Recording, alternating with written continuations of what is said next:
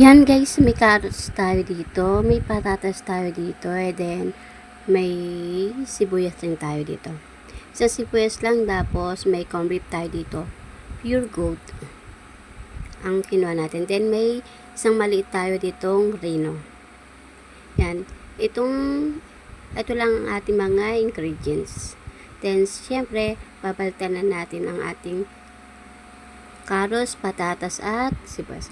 Then tapos na pala natin hiwain ng ating carrots, patatas at sibuyas. Ngayon naman ay pipirito natin ang ating patatas. Pipirito natin para mabilis siyang lumambot. Ngayon, nagsalang pala ako ng kwali. Siyempre, papainitan muna natin bago natin siya lagyan ng mantika. Yan, mainit ang ating kawali siyempre ilalagyan na natin ng mantika. Hindi naman siya gasinong kadami. Then ilalagay na rin natin ang ating pinaghihiwang carrots at patatas. Yan. Pipirito muna natin siya. Halo-haloin lang natin. I-mix lang natin. O, sabay ihangoy na natin. Yung alam nyong pwede na siyang malambot. O, may nalaglag. Hindi naman madumi yun, pero hindi ko binalik.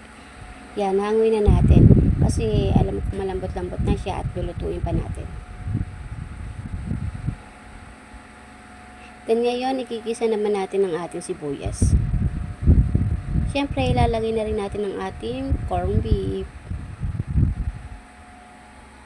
At pagkalagay natin ang ating corned beef, ay sasabay na rin natin ang ating rino. I-mix pala muna natin bago natin ilagay ang rino. Halo-haloy lang muna natin. Yan, pagkatapos ilalagay na natin ang ating rino.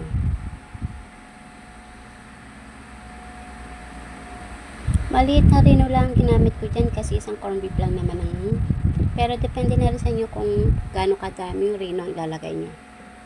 Yan din, imimix din natin.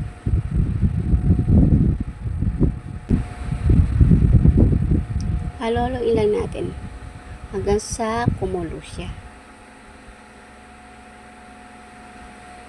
Pwede nyo rin naman hindi halo-haloin kasi nahalo-halo ko dahil dinudulog ko yung rino. Then ilalagay na rin natin ating piniritong patatas at carrots. Then lalagyan din natin siya ng cheese. Pagkahalo natin ng patatas at carrots, siyempre lalagyan din natin yan ng cheese. Hindi ko na pala pinakita yung cheese kanina kasi kalimutan ko. Ngayon kakadkala natin siya ng cheese. Depende sa inyo kung gaano kadaming cheese ang ilalagay nyo. Sa akin kasi katamtaman lang. Sa inyo yan kung gaano karami or kung gaano ka cheese ang amin. O over cheese. Tuin naman natin siya. Nasunog na kasi napalakas yung apoy ko. Pero i-mix natin. I-mix natin siya. Nagmantika siya ng todo.